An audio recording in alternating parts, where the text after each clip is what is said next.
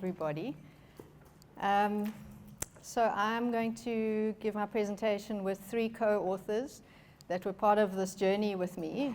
It's Grant and Victor, who are from 𝐍𝐞𝐫𝐿, from the National Park, and Cheryl Weston, who's from the 𝐆𝐚𝐫𝐿 Hiking Club in Gauteng. And really the inspiration for my talk is an opportunity that I had to walk the Otter Trail just over a year ago at the end of May 2022. And while doing that, it kind of raised a whole lot of thoughts and issues in my head. So that's what I'm going to talk about today. And if you think about SANParks and the vision of SANParks to be this world-class system of sustainable national parks that are reconnecting and inspiring society, what does that exactly mean? And really, it is about this notion of promoting a shared natural and cultural heritage. It's about contributing to building national solidarity and pride. And it's about justifiable development and use of natural resources so that we can contribute to economic growth and job creation as well. And thinking about Otter, I thought about the Otter Trail in the context of our vision as an organization. So Otter really is an iconic multi-day trail. It's the oldest hiking trail in South Africa, and it's been going since 1968. And it's a 5-day trail with 4 nights spent out in very remote, rugged wilderness areas, you could say, along the 𝐍𝐞𝐫𝐿 coastline. And it follows a profile that has very many ups and downs. And although it's only 26 kilometers as the crow flies in distance, the hiking distance is actually 45 kilometers, which doesn't seem that much over 5 days. But what you're doing in those 5 days is you're actually rising and falling an altitude of 6 kilometers, which means that for every 7.5 kilometers hiked, you're actually doing a 1 kilometer change in altitude. So it's quite intense in terms of physical exertion. But that's not for the trail runners that run it in a day, Kyle. But this is for us normal people. And so thinking a little bit about the Otter Trail and the adventure that you go on the trail and SANParks' public good mandate, I was thinking, if this public good is kind of a commodity or a service, and I spoke about this last year at 𝐸𝐺, that's available for the well-being and benefit of the public, and it includes goods that society values, which includes nature-based experiences, and I want to add that it includes adventurous nature-based experiences as well, then how does Otter, or doing the Otter Trail, actually contribute to that part of to a public good mandate that SANParks provides? And last year I spoke about the 7 main components of SANParks' public good mandate. And I was thinking about Otter in the context of those and really feeling that Otter fulfills 4 key parts of our public good mandate. So the first is to provide opportunities to a diversity of nature and cultural experiences. The second is to actually enable the sustainable use, and that's non-consumptive use primarily. It contributes to socioeconomic development and facilitates that, and I'll talk a bit about that.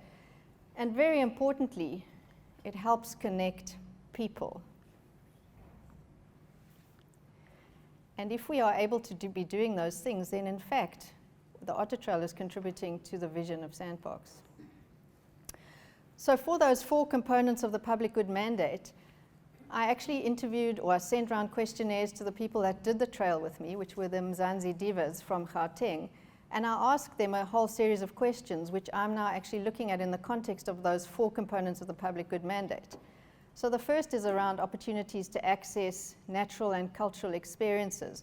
And I'm going to actually quote from a lot of the inputs that I got. So this is the data, it's narrative data, which is a whole new space for me. But really, this one was very telling. So I feel like my true self when I'm hiking. It allows me to tap into my inner being and reconnect with who I am as a person. Growing up in the villages, we always went to the hills to play with friends. We wandered into the thick bushes and discovered the beauty of nature with friends. Hiking today helps me reconnect with that inner child. So I think Otter actually bridges across not only the natural spaces, but actually also some cultural practices and cultural experiences as a child. And really, this opportunity to access these natural spaces are very important in terms of well-being. And last year we had a talk by Matt Zylstra on green prescriptions, and I think this is actually something that we need to be thinking a lot more about as we go forward. So this was also, you know, thinking about that component. So the entire Otter Trail was just a dream. The waterfalls, wow, the scenery was breathless. However, I must say the toilet with a view, wow, it was something else. And that is the view from the toilet. And so there were all these kind of very, very strong connections to nature that Otter provides as a trailist. So I've always had a connection with nature, but Otter really showed me how important and precious nature is for our species and how impactful it is, even to just spend a few uninterrupted days in nature. So if we then think about, you know, the second part of the public good mandate, which is around providing access to sustainable use of natural resources, and I'm really talking about the non-consumptive utilization in terms of Otter. The people and parks and resources have become disconnected over time due to the historical legacies of this country. So if we can find ways to reconnect actually people with the natural environment and restore or enable, improve human well-being, both physical but also psychological through access to resources, then we can rebuild connections to the land in a very strong way and heal some of those injustices. So I looked at some of the feelings that people had on doing Otter in terms of cultural ecosystem services. And I'm not going to go through absolutely all of these, but there was a whole lot which relate to aesthetic and recreational values. It keeps me fit. It allows me to be in nature. It allows me to explore different provinces' gems, and Otter was seen as this gem, and this was coming from the 𝐷𝐿𝐵 hiking trails. Just experiencing, feeling, hearing, smelling the trail, smelling rotting leaves, the sound of boots on the stairs, the crashing of the waves, a constant companion as we slowly made our way on the trail. So really talking also about this deep sense of place that Otter provides.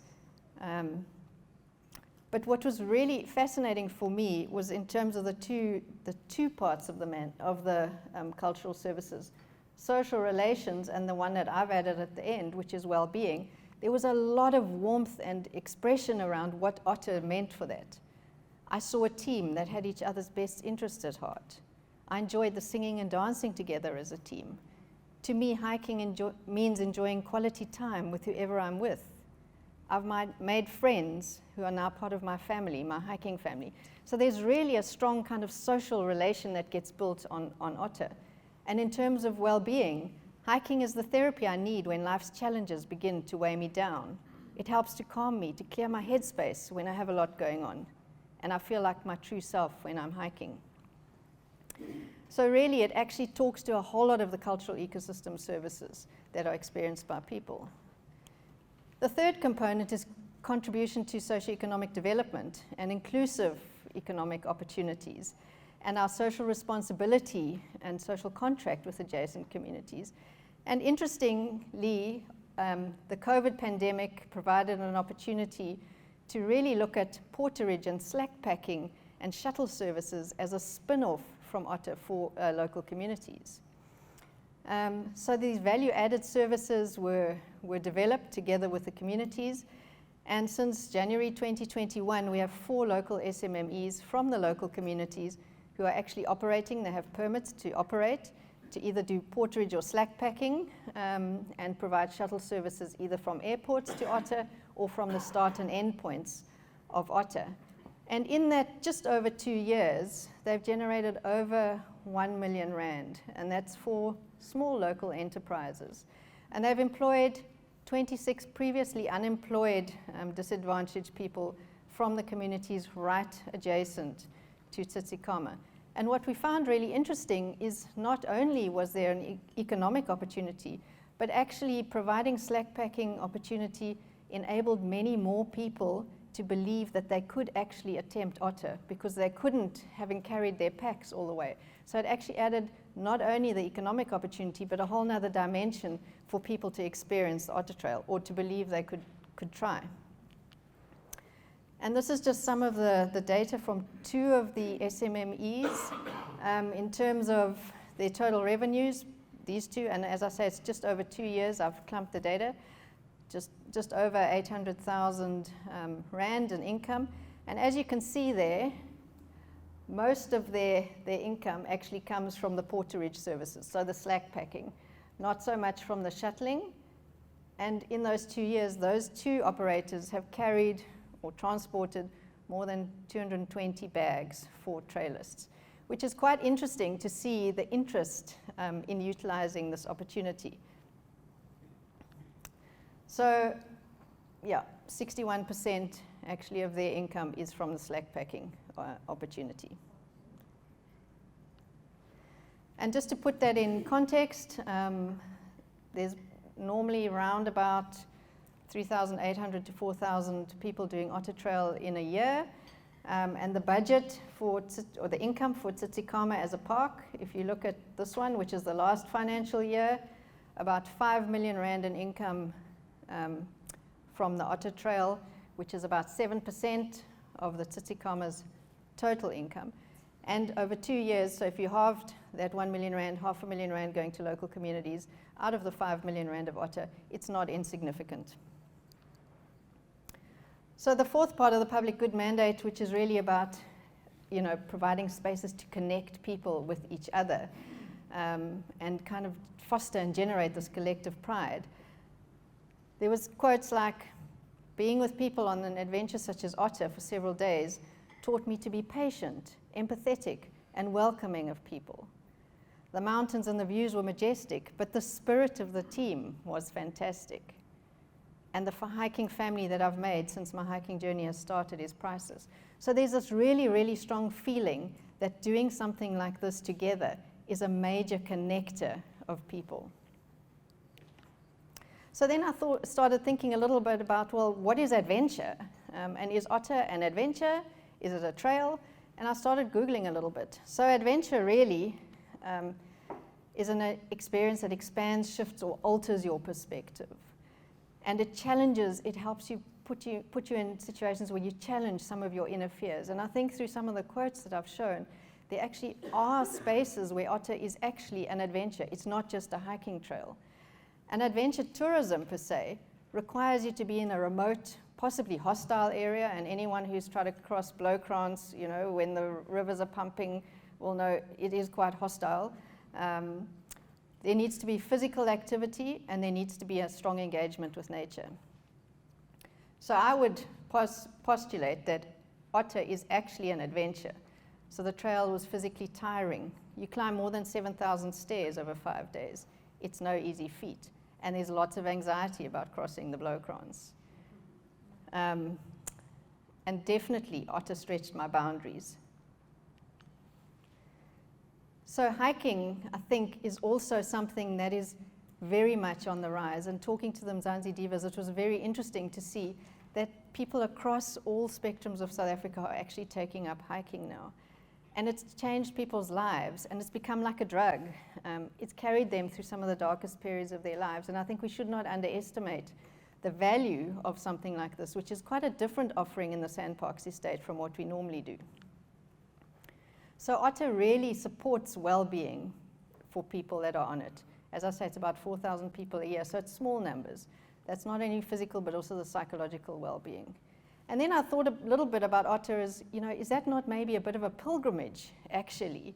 So this kind of notion or phenomenon of pilgrimage is very ancient. It draws on that like innate human and spiritual need, and the hope that a journey that you go on is actually going to meet those needs. And it needs hardship, it needs hope, it needs time for reflection, and it needs like a desire for transformation.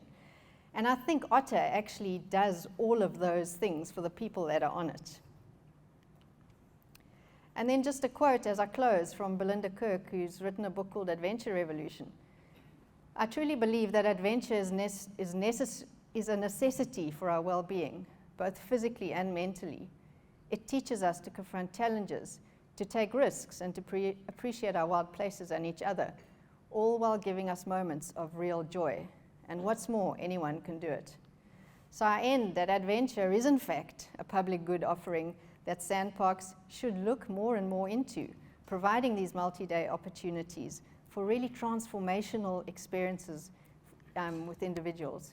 And I want to just acknowledge in closing my Mzansi Diva colleagues that walked with me and that actually engaged with me on this. Checho, Ruth, Cheryl, Disimelo, Mbali, Jazine, Linda, Takalani, Uli Temba, and then my daughter Gemma who walked with us. Thank you.